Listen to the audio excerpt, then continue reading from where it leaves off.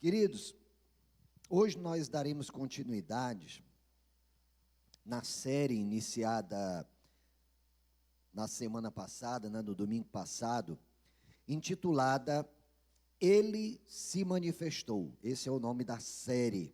E hoje nós teremos o segundo episódio da série. Daqui a pouquinho nós falaremos sobre o título, sobre o tema do segundo episódio. Mas antes eu quero relembrar com vocês a palavra de domingo passado. Então, domingo passado nós percebemos que Deus se revela a nós de maneira progressiva. Então, Deus se revela de uma maneira progressiva. E percebemos que no Antigo Testamento nós tínhamos teofanias. O que é teofania? É uma revelação de Deus ao homem. Então, Deus se revelou a Abraão como homem. Deus foi até Abraão na companhia de dois outros homens, se colocou diante de Abraão. Abraão serviu, inclusive, uma refeição para eles. E depois, daqueles homens foram até Sodoma e Gomorra, e vocês já conhecem toda a história. Então, Deus se revelou a Moisés através da sarça ardente. Deus se revelou também ao povo dele quando saía do Egito. Deus se revelou ao povo através da nuvem. Deus se revelou ao povo através da coluna de fogo. Todas essas eram revelações de Deus ao homem. E nós chamamos isso de teofania. Mas houve um determinado momento em que Deus se revelou no seu Filho. Deus deu o seu Filho ao mundo para que Cristo, sendo Deus, pudesse se mostrar ao homem como Deus é. Interessante que os discípulos até pediram a Jesus: Jesus, a gente está tão próximo de Ti, a gente está tão ligado, revela-nos o Pai, mostra-nos o Pai, nós queremos conhecer o Pai. E Jesus disse para eles: mas vocês estão comigo há tanto tempo, quem vê a mim, vê ao Pai. Então, na verdade, Jesus é a revelação máxima de Deus que nós temos capacidade de apreender, que nós temos a capacidade de conhecer. Amém? Então, não é que Deus não seja, não se manifeste de maneiras maiores, Nós temos que lembrar que Deus é o Criador do tempo e do espaço, mas Ele decidiu se revelar ao homem como homem.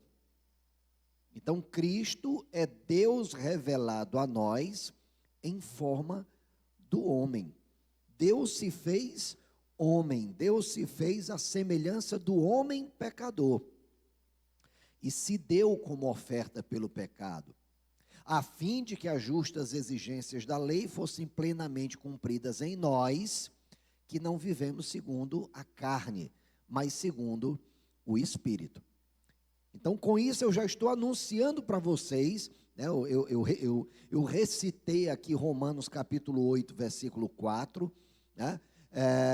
e esse versículo antecede o que a gente vai falar na pregação de hoje. Porque se as teofanias eram revelações de Deus ao homem, se pela epifania o próprio Deus se fez homem, agora Deus deseja se revelar através dos homens. E Ele nos usa, nós filhos de Deus, Ele nos usa para se revelar aos homens. Precisamos lembrar que depois que Jesus morreu na cruz, ressuscitou ao terceiro dia,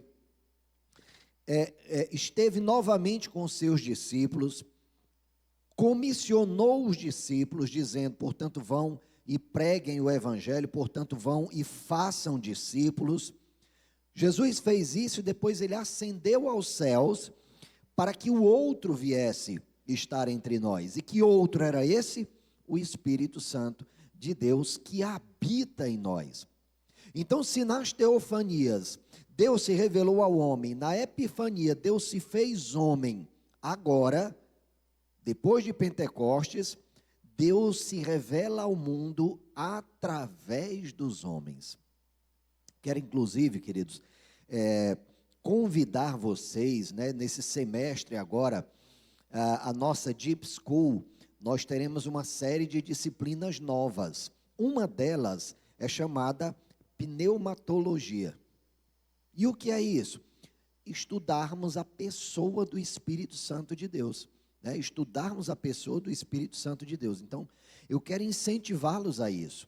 Quero incentivá-los a se qualificarem, a aprenderem mais de Deus. Quanto mais de Deus a gente sabe, mais maduro a gente se torna. E quanto mais maduros nós somos, mais de Deus nós refletimos. Amém? Mais de Deus nós refletimos. Então, o episódio de hoje nós intitulamos o propósito da revelação. Então, inicialmente Deus se revela a Abraão, né? E para que Deus se revela a Abraão? Queridos, entenda, Deus deu a Abraão uma missão muito grande, muito grande. Imagina só o que era um homem chegar aos 100 anos de idade, casado com uma mulher de 90 anos de idade, tendo que manter o testemunho de que Deus é fiel, de que Deus vai cumprir sua palavra e de que Sara vai ter um filho. Imagina aí o que é. Então, quando Deus pede, quando Deus nos entrega missões muito grandes, Ele também nos dá revelações grandes. Então, Deus se revelou a Abraão, Deus falou face a face com Abraão, e disse a Abraão, por meio dele, muitas nações seriam abençoadas. Muitos homens seriam abençoados através da descendência de Abraão, através do descendente de Abraão. Então Deus se revelou a Abraão dessa forma. Da mesma forma, ele pediu a Moisés algo grande. Imagina um homem sozinho, um homem que tinha dificuldade de falar. Alguns dizem que ele era gago. Eu creio que talvez ele fosse tímido, né? Porque a gente entende no comportamento de Moisés que ele era meio melancólico. Então talvez ele fosse um pouco tímido e tivesse dificuldade no falar, né? Então é um alento aí para quem é tímido, tá certo? Moisés talvez fosse tímido e ele está no reino dos céus. Não é dessa timidez que a palavra está falando. Então Moisés foi usado por Deus para fazer uma grande obra, tirar todo o povo de Deus do Egito para a terra prometida. E por isso Deus se revela a ele também de uma forma espetacular. Mas aí eu te digo, nenhuma dessas formas maravilhosas, nenhuma dessas formas miraculosas se compara à epifania, se compara a Deus se fazer homem e se identificar conosco como homem. Não há milagre maior do que esse. Deus se fez semelhante a nós. E nos comissiona de que forma? Ele disse, a partir de agora, vocês serão habitação de Deus. Eu quero lembrar para vocês que no tempo de Abraão, Deus não habitava entre os homens. Ele não habitava entre os homens, ele se manifestava a determinados homens. Progressivamente, né, ele orienta Moisés a fazer um tabernáculo. E aí ele faz uma promessa: eu habitarei no meio do meu povo através desse tabernáculo. Né? E aí vem a Arca da Aliança, o tabernáculo, os utensílios para os sacrifícios, né, para o holocausto. Então Deus habita entre os seus, através do tabernáculo e posteriormente através do templo.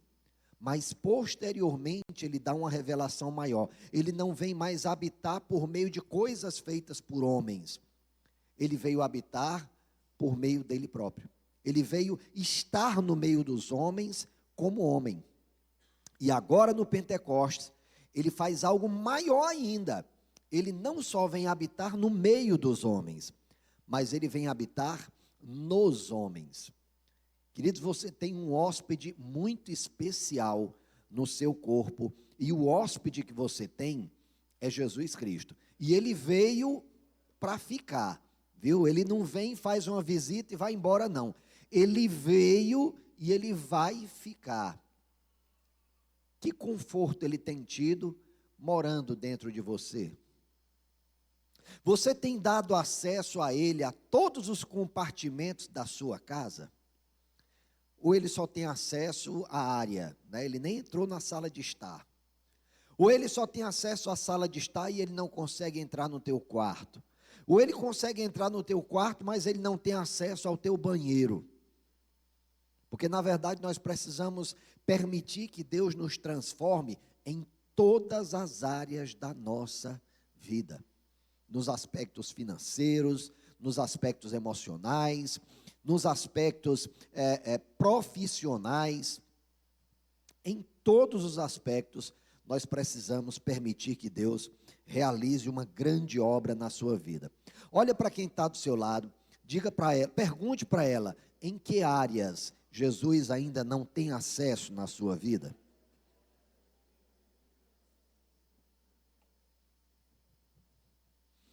Eu espero que o outro tenha respondido, olha, minha vida está escancarada para Cristo. Ele entra onde Ele quiser, Ele transforma o que Ele quiser, aleluia. Olha o que diz Filipenses 2, 3 a 11, nós também trouxemos esse versículo no final do episódio passado, mas eu quero relembrar com vocês. Ele diz o seguinte: nada façam por ambição egoísta ou por vaidade, mas humildemente considerem os outros superiores a si mesmos. Cada um cuide não somente dos seus interesses, mas também dos interesses dos outros. Seja a atitude de vocês a mesma de Cristo Jesus, que, embora sendo Deus, não considerou que o ser igual a Deus era algo a que deveria apegar-se, mas esvaziou-se a si mesmo, vindo a ser servo, tornando-se semelhante aos homens, e sendo encontrado em forma humana, humilhou-se a si mesmo e foi obediente até a morte, e morte de cruz. Por isso Deus o exaltou à mais alta posição e lhe deu o nome que está acima de todo nome, para que ao nome de Jesus se dobre todo joelho no céu, na terra e debaixo da terra, e toda língua confesse que Jesus Cristo é o Senhor, para a glória de Deus Pai. Queridos, esse versículo está enaltecendo uma atitude que Jesus teve. Ele se humilhou. A primeira humilhação foi ele ter deixado a glória celestial em que ele estava para se fazer homem. Essa foi a primeira humilhação. A segunda humilhação é porque ele se fez homem na figura de uma criança. E essa criança não nasceu entre reis. Essa criança nasceu entre animais. Essa criança não foi deitada num berço maravilhoso. Ela foi deitada em uma manjedoura. Não estavam ali testemunhando o nascimento daquela criança os reis daquela região. Não, vieram reis do Oriente, né? E vieram pastores e animais. E essas foram as testemunhas do nascimento de Cristo. Maior humilhação ainda, ele cresceu em uma família comum da época. Uma família comum. Quando ele inicia o seu ministério, ele busca o batismo. Nós falamos domingo passado que o batismo era arrependimento, não é isso? Então, o que nós fizemos agorinha com Samuel foi um batismo? Não. Não foi um batismo, foi uma apresentação. Quando é que o Samuel vai ser batizado? Quando ele tiver entendimento do pecado e quando ele puder se arrepender desse pecado. E ele disser, eu quero me batizar, eu me confesso pecador, eu preciso de um Salvador, eu quero o batismo. Então, nessa oportunidade, ele será batizado. Mas hoje ele foi apresentado, né? Vocês notaram que outro casal subiu aqui, né? Porque por conta de uma brincadeira, eu também fiz uma brincadeira com outro casal aqui, o Tiago e a Melícia, né? A gente se trata por compadre e comadre, né? Existe uma cultura na nossa região para isso, né? existe uma cultura. Então, tem problema, a criança foi apresentada, e aí tem um casal, que é um casal mais próximo, um casal mais afeiçoado, um casal mais comprometido com aquela criança. Tem algum problema eu chamar de padinha e madinha?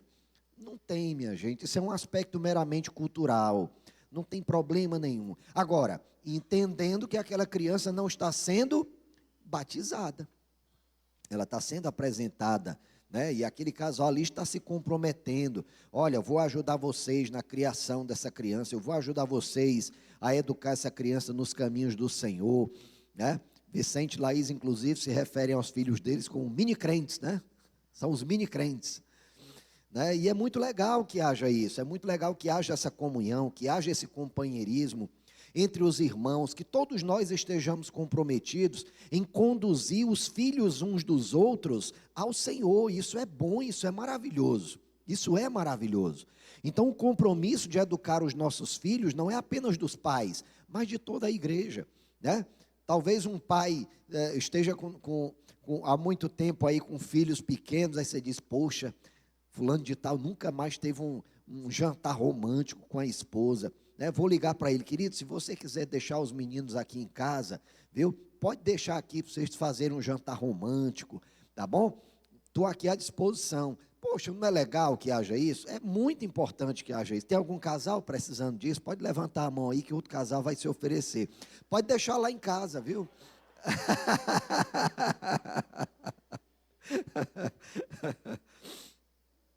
Amém, queridos? Então, quando Jesus vai ao batismo, ele precisava de batismo?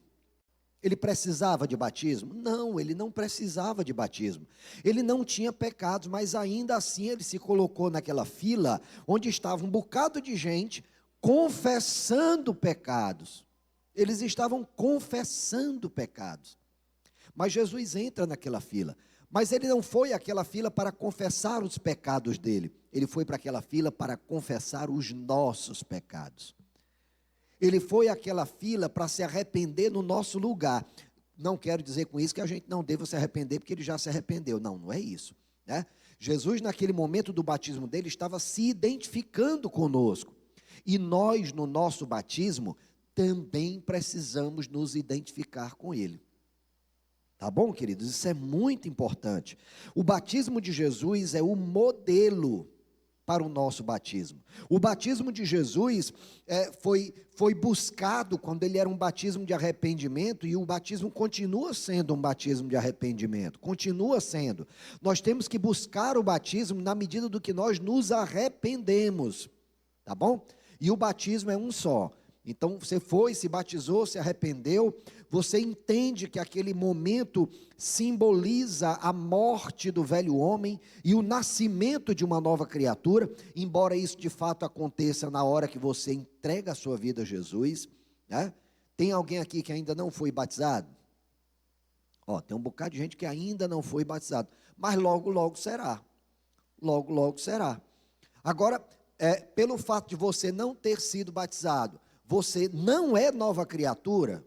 Claro que não. Você é nova criatura quando você entrega a sua vida a Jesus. Você é nova criatura. Então, o que é o batismo? O que é esse batismo nessa perspectiva de missão, né? O que é o batismo? Daqui a pouquinho nós falaremos sobre isso.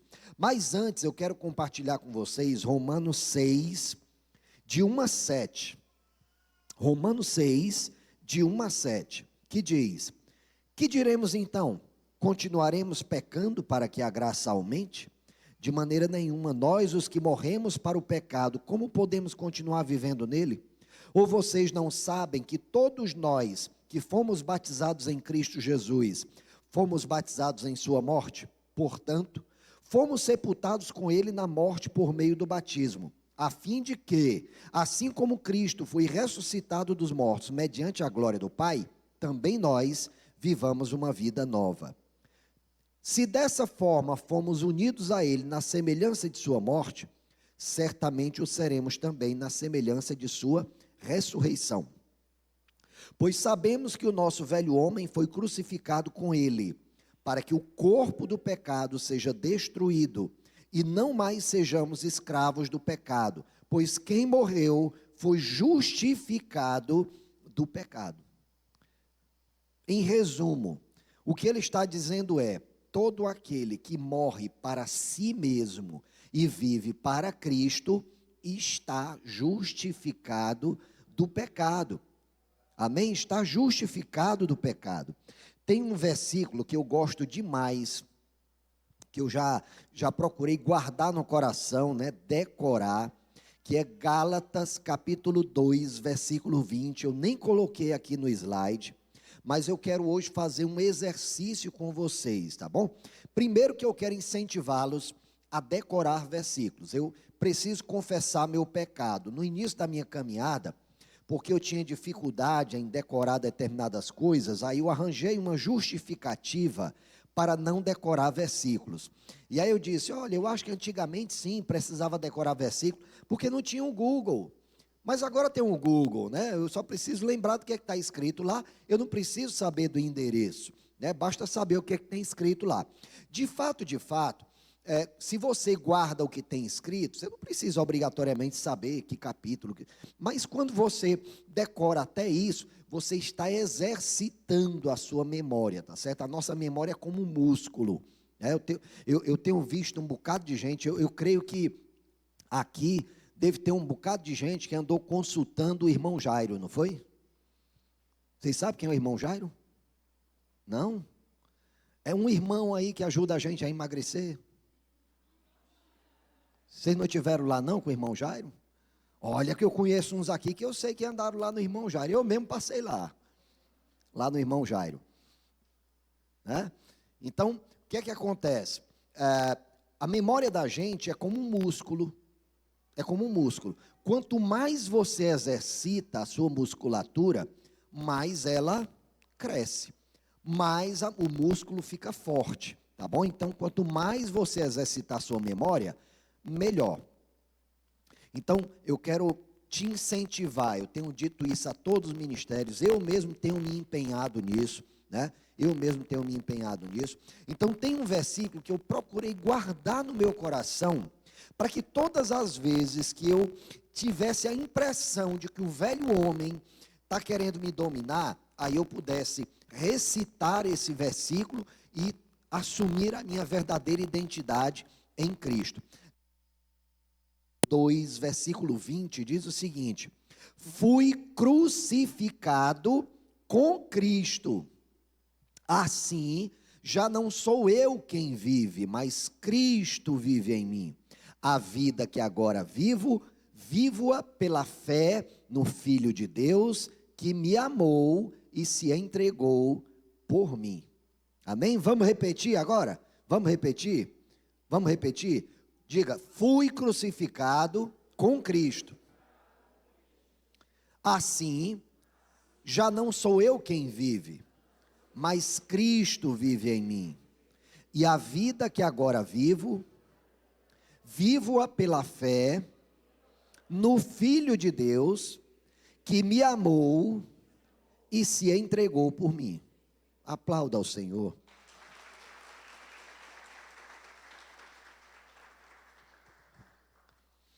Então, queridos, o batismo, o nosso batismo, ele também simboliza essa morte e ressurreição. Ele simboliza essa morte e ressurreição. Nós precisamos buscar o batismo. Evidentemente, preciso deixar isso claro para vocês: o batismo continua sendo de arrependimento. Nós precisamos nos arrepender dos nossos pecados antes de recebermos o batismo. Nós precisamos entregar a nossa vida a Jesus antes do batismo. Nós não podemos correr o risco de transformar o batismo em um evento social. Tá bom? Precisamos estar sempre vigilantes a isso. O batismo não é um evento social. Você pode até registrar, a gente registra batismo, né? Faz uma foto. Você pode chegar em casa e, eu fui batizado, eu estou dando uma recepção lá em casa, porque hoje eu fui batizado. Não tem problema nenhum, desde que você entenda que o batismo não é um evento social. O batismo é o seu testemunho de que você morreu e renasceu em Cristo. Você nasceu de novo em Cristo. Logo, a vida que você vive, você está testemunhando aquilo, tá bom? Repito, na verdade você é nova criatura quando entrega a vida a Jesus. Quando você se batiza, você está dando um testemunho público de que você agora não vive mais para você mesmo, você agora vive para Cristo. Amém? Todos entenderam? Muito bom. Então, queridos, o batismo de Jesus, embora no tempo de Jesus o batismo já fosse para arrependimento, mas Jesus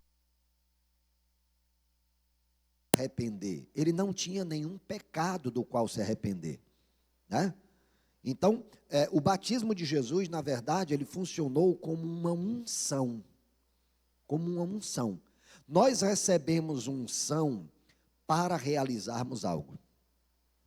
Sabe o que era a unção? Eu ainda cheguei a experimentar isso, né? Quando eu era criança e a gente tinha determinadas enfermidades, sabe qual era o remédio? Banha de galinha. Alguém aqui já tomou banha de galinha, né? Aí tinha outro remédio lá que era banha de tejo. Alguém já tomou banha de tejo? Ou já passou em alguma ferida, alguma inflamação? Banha de cobra. Eita, era banha de tudo. A banha é o quê? Óleo animal. Então a unção, queridos, era um momento onde as pessoas pegavam um óleo, normalmente óleo de oliva, né, um óleo vegetal, e eles colocavam aquele óleo sobre a pessoa para ungir aquela pessoa. Mas a unção era para quê? Para que era a unção? A unção, queridos, era um ato simbólico de comissionamento daquela pessoa a alguma tarefa. Então, quando Samuel vai até Davi e unge Davi, ele ungiu Davi o quê? Rei. Ele estava dizendo, eu estou te ungindo, eu estou te preparando, eu estou te comissionando, eu estou te designando para uma tarefa, e a tua tarefa é ser rei. Da mesma forma, Jesus foi ungido, ele foi ungido com óleo? Não, ele foi ungido com água, né? Ele foi ungido no batismo. Da mesma forma, nós, quando nos batizamos, também estamos recebendo uma unção, não uma unção com óleo, mas uma unção com água. Nós descemos as águas e ressurgimos das águas como simbolismo da nossa morte e da nossa ressurreição. Amém? Nossa morte e ressurreição. Então, aí vem a pergunta, sim, se eu fui ungido para quê no meu batismo? Quem aqui já foi batizado? Cutuca a pessoa aí que levantou o braço e pergunta, você foi ungido para quê mesmo? Para que foi que você foi ungido? Sabe, queridos, nós fomos ungidos para realizar algo. Nós fomos ungidos e comissionados para realizarmos algo, mas o quê? O quê? Uma dessas coisas para as quais nós fomos ungidos, nós fomos comissionados, foi para fazer discípulos. Outro aspecto dessa unção, pregar a palavra. Outro aspecto dessa unção, a palavra diz, aqueles que creem em mim, serão seguidos por sinais. Quais são os sinais? Eu quero só 2 hoje. Só 2 sinais. Quais são os sinais? Eles curarão enfermos e eles expulsarão demônios. Aleluia. Então, queridos, quando você vai ao batismo, além do simbolismo do seu renascimento em Cristo, você também está testemunhando que a partir daquele momento, pode contar comigo para cuidar de pessoas, pode contar comigo para pregar a palavra de Deus, pode contar comigo para orar por enfermos, pode contar comigo para expulsar demônios, porque a partir do meu batismo eu estou anunciando a quem estiver me vendo que eu sou filho de Deus, que eu sou sal da terra e luz do mundo. Amém? Deixa eu fazer uma pergunta aqui. Quantas pessoas estão aqui, já são discipuladores, já cuidam de alguém no Life Group, Fique de pé se você puder. Ó, esse pessoal já é discipulador, então se você precisa ser cuidado por alguém, procure por eles, né? Rapaz, eu preciso ser cuidado por alguém, procure por esse pessoal aí, né? Agora, pode sentar, queridos, obrigado. Agora, não só procure por eles, não. Se prontifique também. Ó, eu estou te procurando porque eu também quero ser um discipulador. Eu também quero cuidar de gente. Porque eu entendi que o Senhor me ungiu para proclamar as boas novas. O Senhor me ungiu para fazer discípulos para Jesus. O Senhor me ungiu para curar enfermos. O Senhor me ungiu para expulsar demônios. E eu quero aprender sobre isso. Eu quero aprender sobre isso. Então isso é importante, queridos, entendemos que todos nós que somos batizados em Cristo, somos batizados e ungidos para realizarmos algo em nome de Cristo. Eu quero te lembrar que nas teofanias Deus se revelou ao homem, na epifania Deus se revelou como homem, mas agora Deus quer se revelar através dos homens. E aí vem a pergunta: quanto de Cristo tem sido mostrado ao mundo através da sua vida? Reflita sobre isso. Essa semana você pregou a palavra para alguém? Você falou de Jesus para alguém? Só reflita. Talvez você diga: ai pastor, mas eu sou uma pessoa tímida, pastor.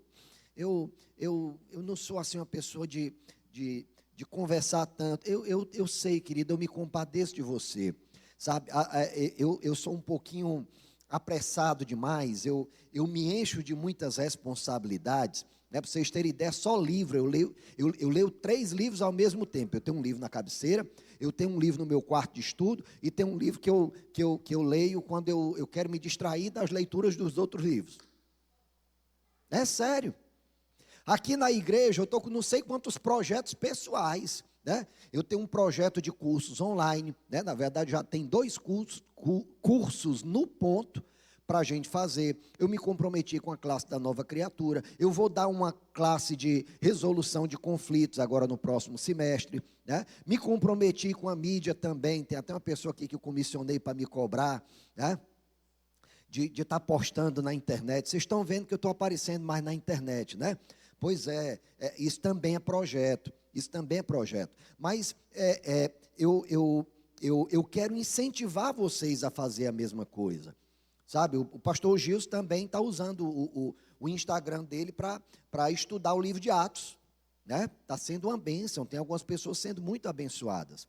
Sabe para quantas pessoas eu falei de Jesus de ontem para hoje?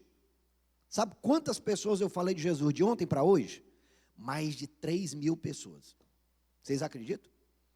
Eu olhei aqui no meu Instagram, fiz a postagem e eu fui verificar quantas pessoas visualizaram a minha postagem, mais de 3.000. Então o que é que vocês estão fazendo que não estão usando o Instagram de vocês para pregar a palavra? É sério, minha gente. Você é tímido de falar com pessoas? Como eu disse, eu sou um pouquinho apressado. Como eu tenho muita coisa para fazer, às vezes eu cometo esse erro, né? Às vezes eu vou fazer o supermercado e eu não vou fazer o supermercado para conversar com pessoas. Eu vou fazer o supermercado para comprar coisas. Mas eu deveria ir ao supermercado para falar com pessoas. Então, estou confessando para vocês o meu pecado. Eu deveria ir, sei lá, a um posto de gasolina para ganhar o frentista para Jesus. Mas eu chego lá, estou meio apressado por um bocado de coisa que eu tenho que fazer. E aí, em vez de pregar Jesus para aquele frentista, eu digo: bote 300 de gasolina aí, bote da comum e vamos embora. Né? Mas eu posso pregar a palavra para muita gente utilizando essa ferramenta, o Instagram. Então, use o seu Instagram, tá certo? Eu sei que tem gente que gosta de usar o Instagram, aí vai de manhãzinha, aí eu quero mostrar para os meus seguidores o que é que eu tomo de café da manhã. Olha, pessoal, olha aqui o meu cuscuz, ovo, eu gosto de ovo mole em cima do cuscuz, né? E uma xícara de café. Aí, poxa, você não vai fazer isso? Você não vai apresentar o cuscuz com ovo e café? Aí eu te pergunto, a pessoa do outro lado vai poder saborear o cuscuz? Não vai. Ela vai poder sentir o cheirinho do café? Ela não vai. Mas se depois de apresentar o cuscuz com ovo e café, você disser para elas: olha, eu vou já já saborear esse cuscuz com ovo e café, mas esse não é o primeiro e o principal alimento de hoje. O meu primeiro e principal alimento de hoje foi Gálatas 2:20. Oh, glória, aleluia! E aí você vai e recita Gálatas 2:20. Aí eu te pergunto, a pessoa escuta isso, a pessoa escuta Gálatas 2:20, ela é abençoada com Gálatas 2:20, ela escuta cedinho: fui crucificado com Cristo, assim já não sou eu quem vive, mas Cristo vive em mim, e a vida que agora vivo, vivo-a pela fé no Filho de Deus, que me amou e se entregou por mim. Olha que bênção. Aí eu te pergunto, essa pessoa vai poder ser abençoada por esse alimento espiritual? Vai. Eu estava no meu dia de descanso, quando eu fiz uma postagem de ontem, estava até barbado. Eu disse: rapaz, eu não vou deixar de pregar a palavra só porque eu estou barbado, assanhado e suado, não. Né? Aí tem uma pedra lá que no final da tarde eu gosto de ir, não é porque eu gosto de monte não, viu? Cadê o pessoal do monte aqui? Eu não sou desse, eu não sou, aí eu subi o monte, porque lá no monte Deus escuta melhor minhas orações. Não creio nisso não. Né? Eu subi naquela pedra porque ela me dá amplitude, ela me dá uma visão de grandeza, da grandeza de Deus e da minha pequenez. Então eu gosto de ir lá para perceber quão pequeno eu sou e quão amado eu sou por Deus. Amém? Então às vezes é bom a gente contemplar a natureza, a gente contemplar a grandeza do que Deus fez, nessa perspectiva. Apesar de não ser nada, apesar de ser pó do pó, ainda assim Deus se fez homem e morreu no meu lugar para que eu possa viver a eternidade com Ele. Então, quando você vai à internet, compartilha na internet a palavra de Deus, o seu testemunho de transformação em Cristo, oh irmão, você abençoa tantas vidas, você abençoa tanta gente. Então, nós fomos ungidos para isso. Nós fomos ungidos para que através da nossa vida as pessoas pudessem ver a luz de Cristo, e não para que as pessoas vissem, como infelizmente aqui e acolá a gente vê alguém que não é cristão e diz: e esse aí não disse que era crente? Você já escutou alguma vez isso?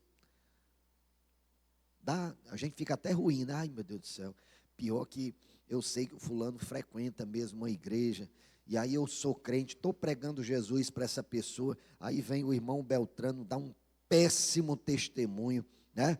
Dá um péssimo testemunho. Como é que fico eu para continuar pregando o evangelho para essa pessoa? Às vezes a gente tem essa tentação, não tem? Mas isso pode impedir-nos de continuar pregando Cristo? Não. Nós precisamos continuar pregando a Jesus. Não é o mau testemunho de um irmão, e eu creio que possa ser um irmão, eu creio que possa ser alguém que nasceu de novo, mas que por alguma razão não estava vigilante, se deixou conduzir pela carne talvez, né? Se deixou conduzir pela carne. Mas aí eu tenho um versículo também para compartilhar com vocês, esse eu também estou me determinando a decorar, que é Romanos 8, de 9 a 11, que diz algo muito precioso.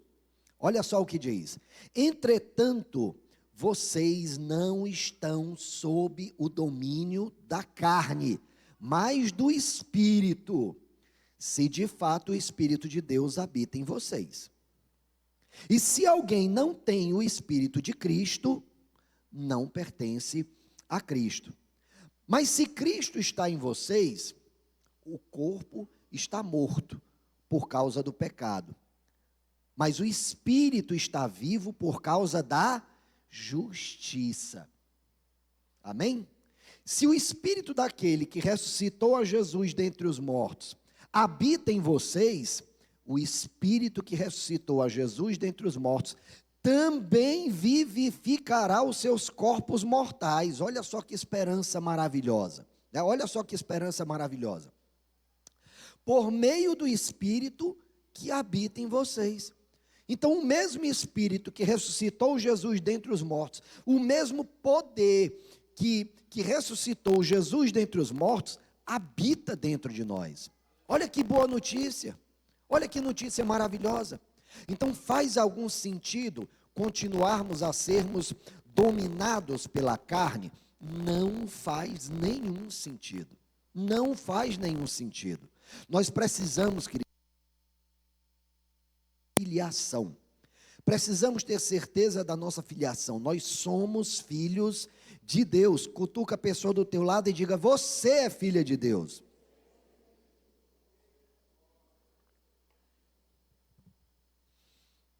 Ainda em Romanos, mas agora versículos 13 a 17, diz o seguinte: pois se vocês viverem de acordo com a carne, morrerão. Mas se pelo Espírito fizerem morrer os atos do corpo, viverão. Porque todos os que são guiados pelo Espírito de Deus são filhos de Deus. Então, o que é o principal sinal dos filhos de Deus? Serem guiados pelo Espírito de Deus. Pois vocês não receberam um espírito que os escravize para novamente temerem, mas receberam um espírito que os adota como filhos, filhos adotivos, por meio do qual clamamos: Abba, Pai. Então nós já fomos adotados. Nós já fomos adotados. E o selo da nossa adoção é o Espírito Santo de Deus habitando em nós. Mas o sinal de que o Espírito Santo de Deus habita em nós é nos permitirmos sermos guiados pelo Espírito Santo de Deus. É isso que anuncia que nós somos filhos de Deus. Sermos guiados pelo Espírito de Deus. Pastor, mas eu não consigo ouvir. Eu ainda não aprendi a ouvir. Mas você já sabe ler, querido? Se não sabe ler, você consegue escutar? Se você consegue escutar, você pode ouvir a palavra de Deus. Todo aquele que se guia pela palavra de Deus é guiado pelo Espírito Santo de Deus. Amém? Então é algo simples, é algo que qualquer cristão pode viver. Não é algo sobrenatural, não é algo inatingível, pelo contrário, qualquer um de nós pode experimentar isso. Mesmo uma pessoa que não ouça, ela pode ouvir a palavra de Deus na língua de sinais. Mesmo alguém que não ouve. Então nós somos guiados pelo Espírito Santo de Deus. E somos guiados pelo Espírito Santo de Deus para fazermos algo. Quais são os sinais de que nós somos filhos de Deus? Então eu vou dar aqui alguns sinais. Primeiro, fazemos de tudo para não pecarmos. Não é isso? Ai, perdão, queridos, eu esqueci, eu parei aqui no comentário, esqueci de continuar a leitura do versículo. Esse aspecto aqui também é muito importante. Olha só o que diz: o próprio Espírito testemunha ao nosso espírito que somos filhos de Deus. Agora presta atenção nesse finalzinho no 17. Se somos filhos, somos herdeiros. Herdeiros de Deus e co-herdeiros com Cristo. Agora preste atenção: se de fato participamos dos seus sofrimentos, para que também participemos de sua glória. Então que sofrimento é esse? É um sofrimento autoimposto? Eu quero o sofrimento para poder participar da glória de Deus. Não, querido, não é isso aí não. Não é o sofrimento autoimposto não, tá bom? Não é o sofrimento autoimposto. É a humilhação que nós temos que experimentar todos os dias, para nos parecermos mais com Jesus. É isso. Jesus era um homem manso? Era. Então que justificativa eu tenho para me irar? Eu não tenho justificativa. Jesus era um homem santo? Então se Jesus era um homem santo, eu não tenho justificativa para não viver uma vida santa. Jesus era um homem íntegro? Era. Então eu não tenho justificativa para não ser um homem íntegro, uma mulher íntegra. Afinal, eu agora vivo por meio de Cristo Jesus. Não foi o que eu anunciei em Gálatas 2:20? Não é o que nós anunciamos em Gálatas 2:20, quando nós falamos? É isso. Não sou eu quem vive, mas Cristo vive em mim. Então, se é Cristo que vive em mim e eu não vivo mais, eu não tenho o direito de manifestar na vida de Cristo. Afinal, eu entreguei a minha para Ele, recebi a dele para mim. Eu não tenho mais o direito de manifestar com a minha vida, a vida renascida que eu tenho, as obras da carne que eu renunciei. Não faz mais sentido. Então, alguém que segue a Cristo tem pavor, tem horror, tem nojo do pecado. Nojo do pecado, seja ele qual for. Tenha ele a consequência que tiver. Sabe, queridos, existem pecados com consequências diferentes. Qual é a consequência do pecado da mentira? A perda da credibilidade. Tá certo? Mas existe uma outra consequência que o pecado da mentira tem também: desagrada o coração de Deus. Qual é a consequência do pecado do consumo de pornografia? Qual é a consequência? É a perda da integridade, é a perda da identidade que a pessoa tem, né? Então isso é uma consequência. Mas qual é a outra consequência? Desagradar o coração de Deus. Então todo pecado desagrada o coração de Deus. E cada pecado tem uma peculiar consequência também. Mas todo pecado tem como consequência desagradar o coração de Deus. O que nós queremos, o que nós desejamos, todos nós, não é agradar a Deus? É isso que nós queremos, agradar a Deus. É o que nós queremos. Nós queremos manifestar a presença de Deus na nossa cidade, na nossa comunidade, porque nós somos sal da terra e luz do mundo. Não é isso que nós queremos? É isso que nós queremos. É isso que nós desejamos, todos nós, porque renascemos em Cristo. Quando pecamos, sentimos profunda tristeza. Então, mesmo vigilantes, nós pecamos. Mesmo vigilantes, nós pecamos. E isso está errado. Isso desagrada o coração de Deus. Mas se pecamos, por sermos filhos, nós cremos que nós não fomos excluídos da mesa. Nós não fomos excluídos da comunhão com Deus porque pecamos. Pelo contrário, uma vez que nós sabemos que somos filhos e pecamos, a primeira coisa que nós fazemos é procurar o papai e pedir perdão. Papai, perdoa. Papai, me perdoa, eu estava vigilante para não fazer isso, mas eu acabei não vigiando nesse exato momento e eu acabei pecando. Amém? Então a palavra diz: filhinhos, não pequem, lá nas cartas de João, se não me engano, primeira carta de João. Filhinhos, não pequem, mas se pecarem, vocês têm em Cristo Jesus um intercessor, um advogado.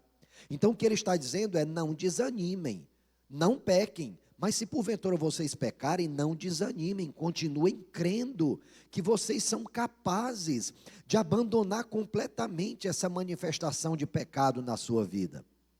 Sabe, queridos, não existe vida cristã sem sacrifício. Não existe. Existe um grande problema que eu quero esclarecer para vocês, e eu tenho visto isso acontecer com muito cristão, que é o seguinte: pastor, eu entreguei minha vida a Jesus, pastor, eu já me batizei, pastor, eu estou sendo discipulado, pastor, hoje eu sou um discipulador, mas pastor, eu lá no íntimo do meu coração, eu continuo desejando coisas que eu fazia antes de entregar minha vida a Jesus. Pastor, eu sou uma farsa, eu sou um falso. Aqui e acolá a gente escuta isso. E eu tenho que dizer para essa pessoa: não, querido, você não é uma farsa, você não é uma mentira. Infelizmente, enquanto nós estivermos nesse corpo, enquanto nós estivermos nesse mundo caído, nesse mundo entregue, nesse mundo que descansa no maligno, infelizmente, nós passaremos por diversas tentações. Então não é o fato de sermos tentados que rouba de nós a nossa santidade, que rouba de nós a nossa confiança de que nós somos filhos de Deus. Não, o fato de sermos tentados é indício de que nós continuamos nesse mundo corrompido e que nós não pertencemos a esse mundo corrompido, porque quem cede ao pecado, nem tentação tem. Tentação tem, é aquela pessoa que entende que não quer, que não pode, que não deseja fazer aquilo, e aquilo está no seu coração pressionando, tentando, né, de alguma forma querendo dominar a pessoa. Mas na luta por não se deixar ser dominado, nós vivemos tentação. Então tentação é isso, tentação é a manifestação da tua luta contra o pecado. Uma pessoa que não luta mais contra o pecado, ela não pode dizer que está sendo tentada, ela não foi nem tentada. Veio aquele desejo, ela simplesmente fez. Isso não acontece na sua vida. Você tem lutado contra o pecado, você tem lutado contra a manifestação daquilo que desagrada a Deus, você tem lutado, então você tem vivido tentação. Quando é que acontece o pecado? É quando, tentado, alguém cede à tentação. Aí nós vemos a manifestação do pecado. Diga para a pessoa que está do seu lado: tentação não é pecado.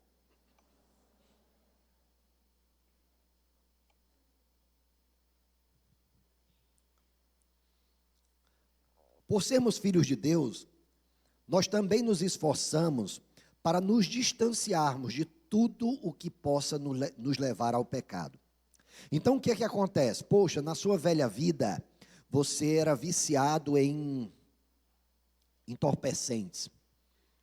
Faz sentido voltar a frequentar lugares onde você era tentado nisso? Não, não faz sentido. E com isso, querido, eu não estou dizendo que o crente não deva estar misturado com o mundo para no mundo ser luz, tá bom? Agora, é importante que cada um analise a si mesmo e diga: poxa, se eu for para esse lugar, eu vou ser tentado? Se você disser eu vou ser tentado, então prefiro não ir, né? Tem um irmão aqui que ele pode até ser tentado, mas essa área nunca foi uma fraqueza na vida dele, então vá ele, né? Vou dar aqui um exemplo. Vamos imaginar que vai ter uma festa na cidade, uma festa mundana na cidade. Os crentes deveriam se reunir para estar na entrada dessa festa falando de Jesus, distribuindo panfleto, distribuindo Bíblia, orando por pessoas. A igreja deveria estar lá? Deveria. Mas quem são as pessoas que devem representar a igreja? Aquelas pessoas que não se encontrem em situação de tentação. Se ela vai para aquele lugar para pregar a palavra de Deus, né? Mas aí na hora que a banda começa a tocar, ela começa é melhor que ela não vá, né? É melhor que ela não vá. Amém? Então tem outra área que talvez esse mesmo irmão que teve condição de ir à festa, não tenha condição de ir. Vou dar um exemplo. Tem pessoas que se entrarem no hospital, tem gente que tem pavor de hospital. Tem alguém aqui que tem pavor de hospital? Né? Tem gente que não gosta nem passar na frente de hospital.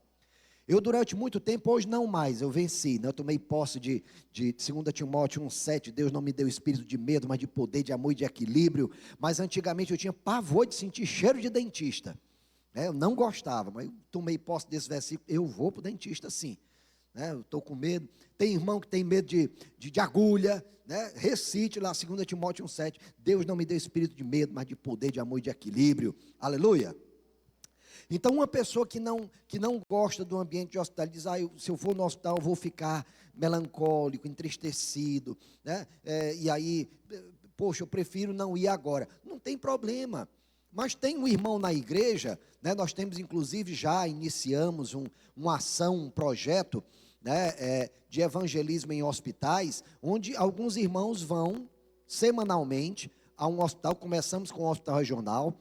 E aí eles vão para orar por enfermos, lá dentro do hospital, com licença da diretoria do hospital, evidentemente.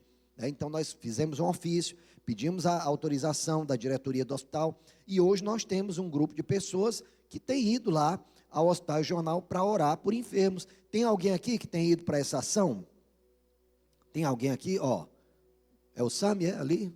Pronto, Sami está indo, né? Tem algumas pessoas que estão indo também, e tem sido uma bênção. Tem sido uma bênção. Então, queridos, eu quero finalizar essa mensagem falando para vocês sobre o resultado do deleite, de nos deleitarmos no fato de sermos filhos de Deus. Nós somos filhos de Deus e nós devemos nos deleitar nisso. Efésios capítulo 1, versículos 4. Porque Deus nos escolheu nele, antes da criação do mundo, para sermos santos e irrepreensíveis em sua presença. Em amor nos predestinou para sermos adotados como filhos por meio de Jesus Cristo, conforme o bom propósito da sua vontade, para o louvor da sua gloriosa graça, a qual nos deu gratuitamente no amado. Nós já recebemos a glória de Deus gratuitamente em Jesus Cristo. Então, de que sofrimento nós temos que participar com Cristo? Do sofrimento da humilhação do nosso ego, do sofrimento da humilhação do velho homem. É esse o sofrimento que nós temos que experimentar. Deixa eu te dizer uma coisa muito importante. Aqui e acolá, eu escuto crente falando isso. Pastor, é porque eu ainda estou em evolução espiritual. Aí eu digo, querido, não fique chateado comigo não, mas eu tenho que te dizer um negócio. Crente não evolui. Crente morre ou não morre. Mas crente não evolui. Sabe por quê? Porque quando nós entregamos a nossa vida a Jesus, o Espírito Santo vem morar dentro de nós, e o Espírito Santo aperfeiçoa completamente, plenamente o nosso espírito. Onde é que está a nossa identidade? É na nossa alma? Não. É no nosso corpo? Não. Onde é que está a nossa identidade? No nosso espírito. Então a minha identidade, a sua identidade, está completamente aperfeiçoada e conformada à identidade e à imagem de Cristo. Tá certo? Quando nós estávamos em Adão, nós recebemos essa imagem em Adão, mas o pecado nos corrompeu, o pecado nos deturpou, o pecado nos deformou. Mas uma vez que nós entregamos a nossa vida a Cristo e renascemos em Cristo, essa imagem completa e plena de Cristo já foi aperfeiçoada em nós. Você já tem a completa e perfeita imagem de Cristo morando dentro de você. O Espírito Santo de Deus é o próprio Deus, e o Espírito Santo de Deus aperfeiçoou o teu espírito, a tua identidade. Mas a tua alma continua talvez acostumada aos velhos hábitos. Então o que precisa ser transformado, e é por isso que nós usamos muito Romanos 12:2, que diz: não se amoldem aos padrões desse mundo, mas transformem a sua mente, para que sejam capazes de experimentar e comprovar a boa, perfeita e agradável vontade de Deus. Então a nossa alma é que tem que passar por essa transformação, a nossa alma é que precisa passar por esse processo. O nosso espírito não, ele já está aperfeiçoado. Então, qual é a medida de luz que emana de mim? Já que o próprio Cristo habita dentro de mim, por meio do Espírito Santo, Deus habita dentro de mim. Se a luz de Deus está dentro de mim, mas a minha luz está bem fraquinha, por que a minha luz está bem fraquinha? É porque talvez eu esteja colocando uma panela sobre essa lamparina. E que panela é essa? É uma alma em si mesmada. É uma alma que continua voltada para os velhos padrões. É uma alma que continua buscando identidade nas outras pessoas. É uma alma que continua buscando identidade em posse de coisas. Então o que é que nós precisamos fazer? Experimentar a morte todos os dias, reconhecer que nós precisamos morrer para o amor ao dinheiro, reconhecer que nós precisamos morrer para a expectativa dos outros homens, reconhecer que nós só precisamos viver para a expectativa de Deus, reconhecer que nós só precisamos viver para agradar o coração de Deus. Na medida do que nós morremos para seguir a Cristo, essa luz que está dentro de nós se manifesta. Então crente não evolui, crente morre ou não morre. E aí você tem o crente espiritual e o crente almático, o crente carnal. Ele é crente, ele crê em Jesus Cristo, mas o comportamento dele é carnal. O comportamento dele é almático. Ele seguia pelo que a alma quer e não pelo que o espírito quer. Mas um crente espiritual, ele vive com base naquilo que o Espírito Santo de Deus o guia. Ele vive com base na direção que o Espírito Santo de Deus dá a ele. Amém? Então, como pessoas que têm sido conduzidas pelo Espírito Santo de Deus, eu quero convidá-los a ficarem de pé.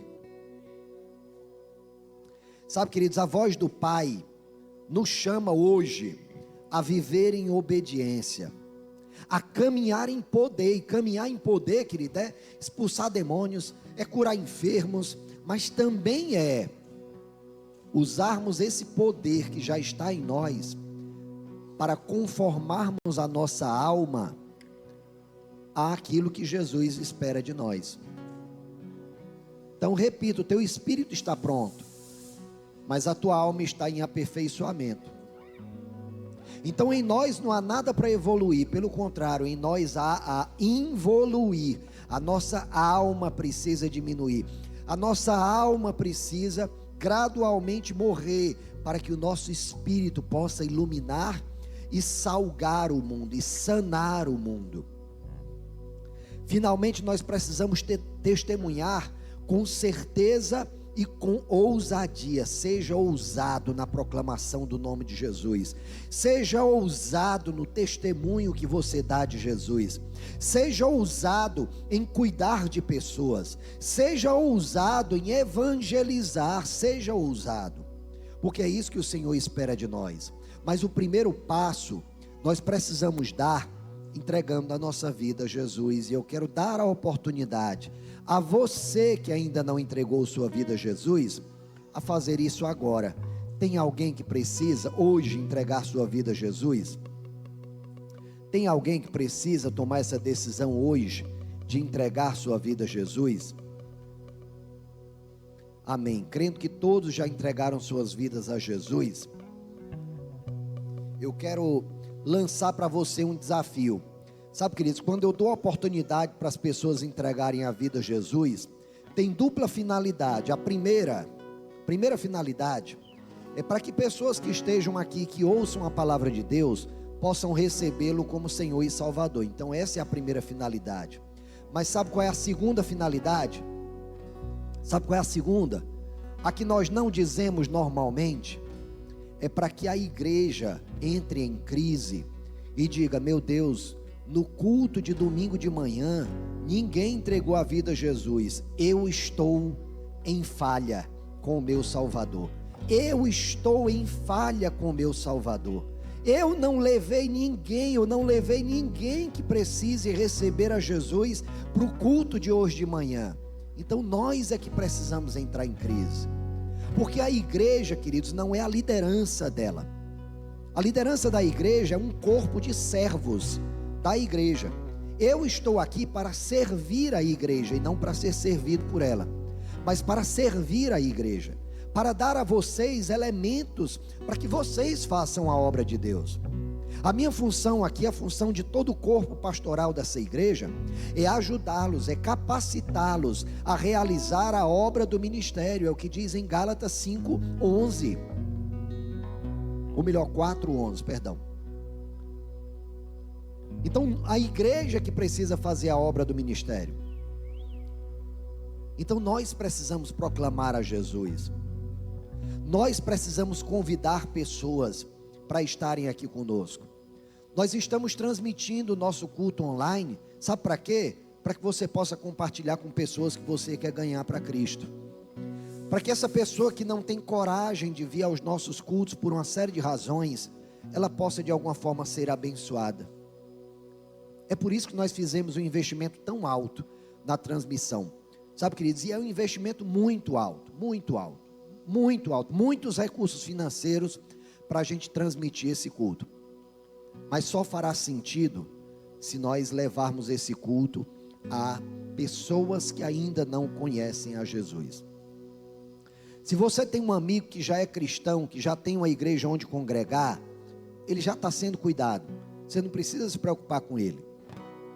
Mas se você tem um amigo que ainda não conhece a Jesus, ele precisa ouvir a Jesus. Talvez não seja você usando sua internet e você mesmo pregando, mas só pelo fato de você compartilhar o link de transmissão e ele ter recebido a palavra de Deus na casa dele, no trabalho dele, no momento em que ele estava distraído, talvez no momento em que ele estava em crise, deprimido, e ele ouviu essa palavra, e essa palavra o vivificou. Querido, você foi usado por Deus para proclamar essa palavra. Você recebe galardão em razão desse compartilhamento. Então nós, como igreja, precisamos entrar em crise. O reino de Deus é imparável. É imparável. Mas nós somos os soldados desse grande exército. Quem tem que ir à luta somos todos nós. Amém? Levante agora a sua mão direita. Que o amor do Pai, que a graça infinita do nosso Senhor Jesus Cristo e que a comunhão do Espírito Santo prevaleça sobre todos nós. Que Deus os abençoe. Tenham todos uma semana abençoada e até o próximo domingo. Tchau.